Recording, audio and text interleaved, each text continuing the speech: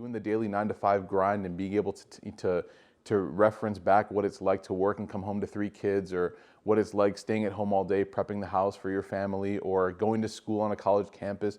All these things are what make a speaker or a speech or a lesson relevant.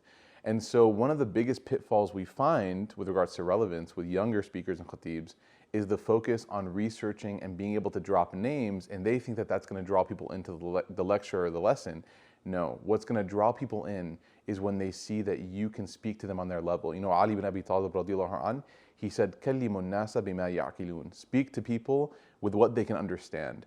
And to think that everyone can understand social media or pop culture references is erroneous. It's a fallacy. What people can understand is life experiences. Focus on life experiences and how Islam makes our life better, and you'll be able to give a better khutbah.